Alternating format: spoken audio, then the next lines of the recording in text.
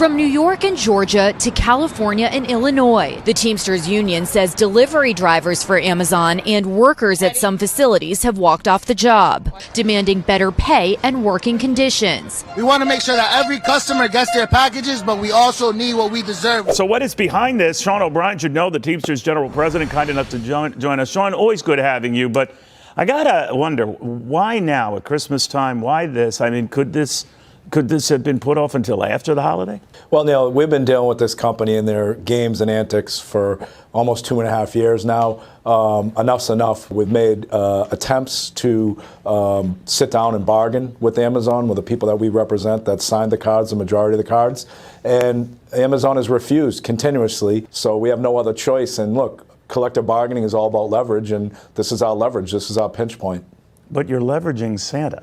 Yeah, well, you know, Santa would be disgusted in the behavior that Amazon has been engaging in over the last several years. They don't respect their workers. They don't respect who makes them the success they are, and we're going to hold them accountable. What's up, everybody? Major Retired Richard Ojeda here, and Jeff Bezos is sitting in Mar-a-Lago, surrounded by the wealthiest people in the world, enjoying a lifestyle that most of us can't even fathom. He's sipping on expensive cocktails, sharing laughs with Donald Trump and the other billionaires who make it their mission to rig the system in their favor. Meanwhile, across the country, Amazon workers are being arrested. These workers aren't criminals. They aren't out there causing trouble for the sake of it. They're fighting for something as basic as a living wage, for the right to have safe working conditions, and for the dignity to organize without fear of retaliation. These folks are out there 365 days a year getting abused by Amazon, and you know we have to set an example. And what's the most? So when you say abused, Sean, what's going on that they're getting abused? I'm almost thinking like they're getting beaten on the job. What's going on? They're getting beaten on the job. They've got the most violations in OSHA. If you do the fact check, they're not getting paid accordingly. They're being paid through a scam, which is a third-party leasing arrangement, which they are a joint employer. These people are not being paid a livable wage. They're getting minimal benefits, if any, and it's a disgrace, and it shouldn't be allowed to happen. And this company's worth $2 trillion. These workers who put in long hours under grueling conditions are the reason Amazon is the juggernaut it is today.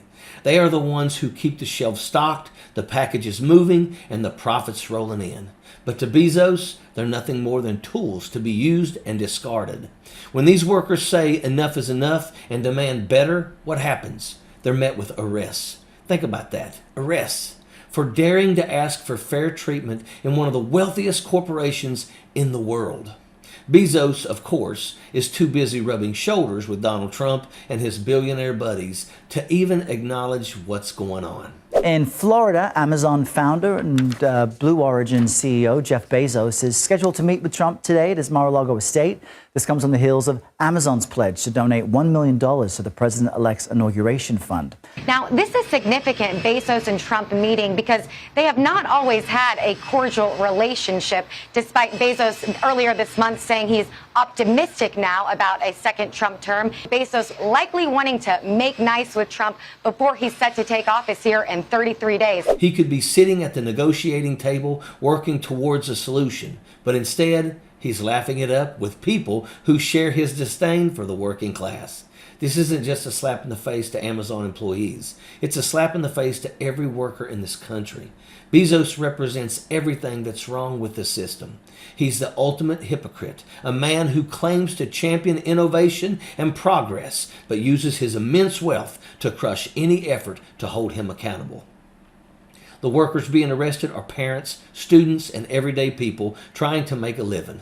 They're not asking for anything outrageous. They're asking for wages that allow them to keep a roof over their heads and food on their tables. They're asking for safe working conditions where they're not treated like machines. But Bezos would rather spend millions of dollars on anti-union campaigns and security to monitor employees than spend a dime on improving their lives. It's disgusting, it's cruel, and it's a perfect example of how billionaires like Bezos view the rest of us as expendable.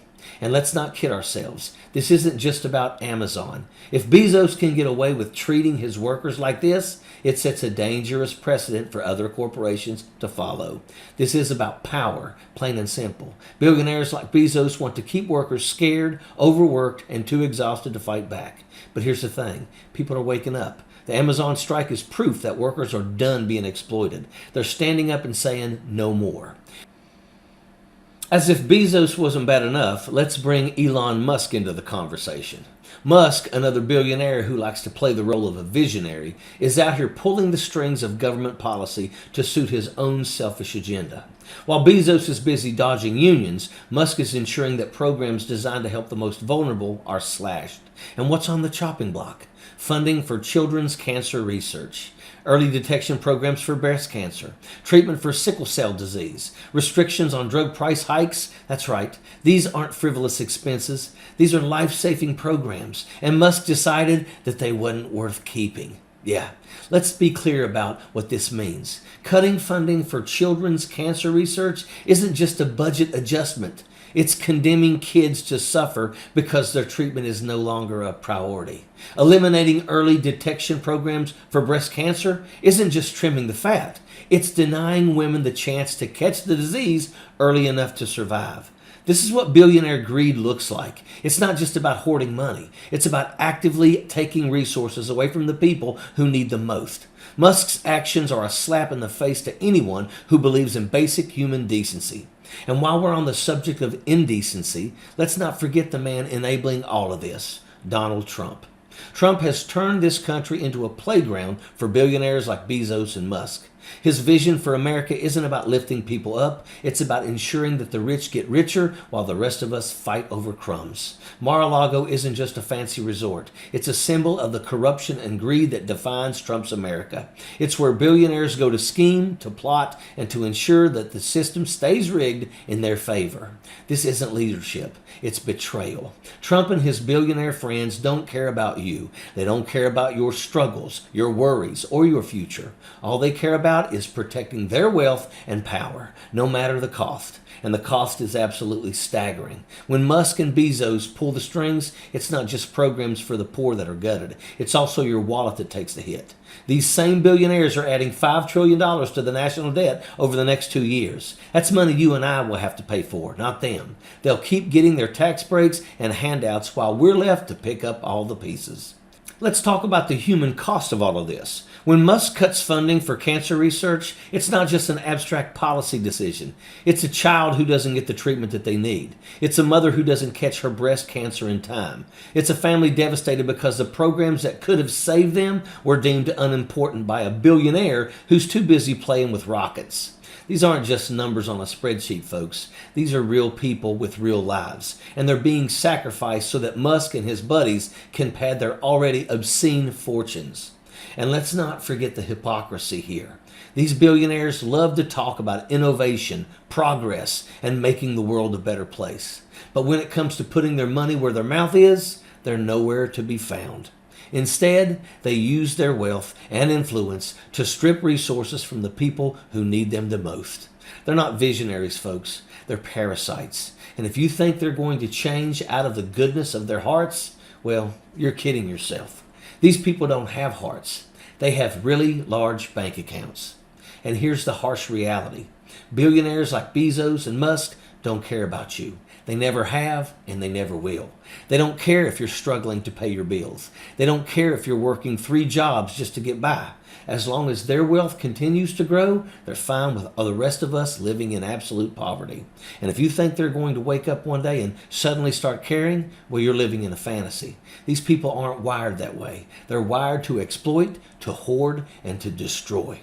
This is why the Amazon strike is so important to all of us. It's not just about Amazon workers. It's about all of us. It's about sending a message to the billionaires everywhere that their time is up. It's about standing up and saying, we're not going to take this anymore. The workers on the front lines of this fight are heroes. They're risking everything to demand better, not just for themselves, but for every worker in this country. And they need our support. So here is the deal. Jeff Bezos, Elon Musk, and Donald Trump do not represent America. They represent greed, corruption, and exploitation. The real America is made up of the people who show up to work every day, who fight for their families, and who stand up for what's right. That's who we should be listening to. That's who we should all be supporting. To the Amazon workers out there, stay strong. You're not just fighting for a better life for yourselves. You're fighting for a better life for all of us. And to the rest of us, let's make sure that we're standing with them. Let's make sure we're calling out the bullshit and holding these billionaires accountable. Because if we don't, nothing is going to change. And the Jeff Bezoses and the Elon Musks of the world will continue getting away with murder, figuratively and in some cases, literally. At the end of the day, this isn't just about economics. It's about morality. It's about deciding what kind of country that we want to live in. Do we want to live in a country where billionaires call all of the shots? Or do we want to live in a country where everyone has a fair shot? The choice is ours. And if we want a better future, it's time to stand up for it. They've been feasting on us for far too damn long. And that is an absolute fact. Hello everybody, David Schuster here. There are growing indications now that the U.S. political establishment is in deep trouble. Survey analysis shows Americans on the right and left have record levels of anger towards the status quo. Democrat Alexandria Ocasio-Cortez says the message is clear. There is universal frustration in this country, much of it I actually think justified, that is raging at a political establishment that centers corporate interests, billionaires, and puts their needs ahead of the needs of working Americans. Economic data underscores the working class frustrations. The wealth gap between rich and poor continues to widen. And even though working class wages during the Biden administration have been outpacing inflation, it's nothing compared to the growth of the highest earning Americans. The top 3 richest Americans hold more wealth than half of our nation. 78% of Americans now live paycheck to paycheck, and over 100 million Americans are saddled with medical debt. It's all a huge challenge for political leaders and both major political parties. But it also represents an opportunity, as underscored by Teamsters President Sean O'Brien. The good news is that, the Democrats have an opportunity to refocus and try and reclaim why they lost the working class. And the Republicans have been saying all along they want to be the working class people. So it's a great opportunity for both sides, especially the Republican, to prove that. We've got a lot of issues that we need to get resolved in this country, and we've got to do it. Those issues include a labor shortage in the manufacturing industry and worker retraining for higher tech jobs across multiple business sectors. Union membership has doubled over the past 5 years, and the GOP, which used to be the party of union busting, has been pledging to work with labor to try and solve economic challenges and wealth inequality. Donald Trump in particular has vowed to be the most pro-union Republican president in modern political history, and with that comes high expectations. What do you want to see out of Donald Trump? Well, I want to see what not only Donald Trump was saying, but a lot of the Republicans. We've got good working relationships with Senator Hawley.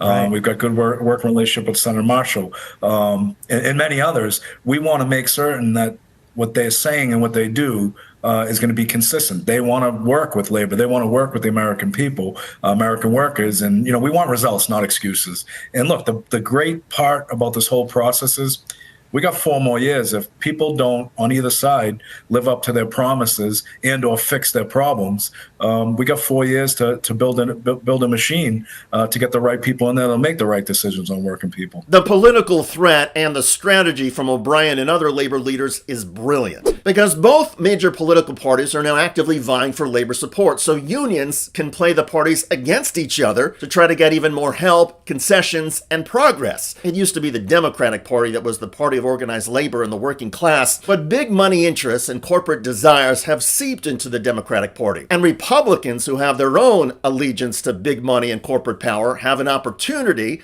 if they can cut back on their fealty towards the wealthy and show more support for unions and working class. It all means the next few years should be great for organized labor, and in my view, That's great for the U.S. economy. When the middle class grows and expands, society thrives. When the middle class disappears, as we've seen in history, great nations fall apart. One key political point in all of this, the conservative right and the progressive left have at least one issue in common. They are both trying to get big money out of politics so that working class Americans and organized labor have more influence and corporate interests have less. And again, union leaders like O'Brien are trying to show they are not bound to either political party, as O'Brien noted in his speech to the Republican convention this summer. Here's a snippet of that speech, followed some by astute analysis from TYT. We are not beholden to anyone or any party. You know, corporatists hate when working people join together to form unions. But for a century, major employers have waged a war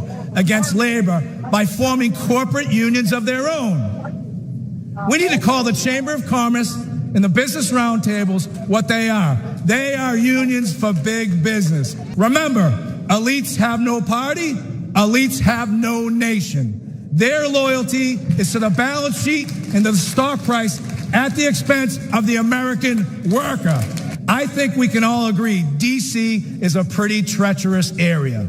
Most legislation is never meant to go anywhere, and it's all talk. By appearing, he's building leverage to use with or against the Democrats. Totally. Okay, so he's saying, hey, listen, you guys take us for granted.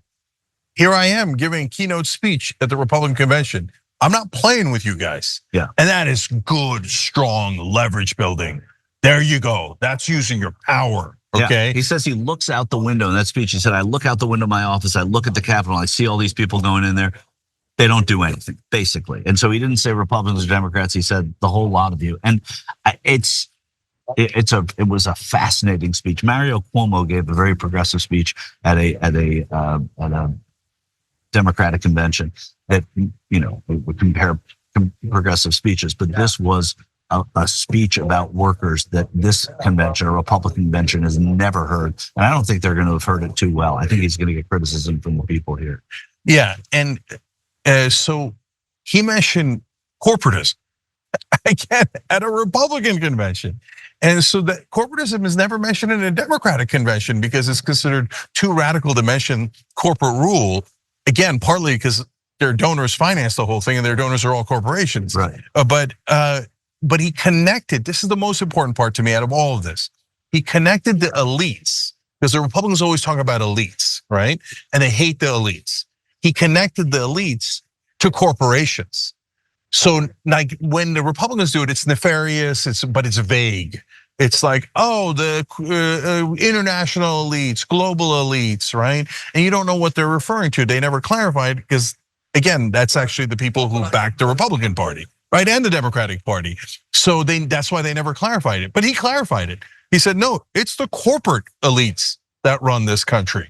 And the Republican voters needed to hear that message because that's going to connect. I agree, and I actually think that when you connect elites to corporate elites, it resonates across the political spectrum, even with people who are not engaged in politics. There is a fundamental frustration, as AOC said at the beginning, with the status quo and the ongoing corporate welfare, if you will, that goes to the most powerful business interests and does not seem to go to the working class. It's that old analogy about the US government and both major political parties doing more for Wall Street than for Main Street. A lot of Americans cannot articulate it or boil it down, but they feel the injustice and sense that our government and political system have been corrupted, and most of the benefits are going to the elites. Most important point in terms of this particular election, okay?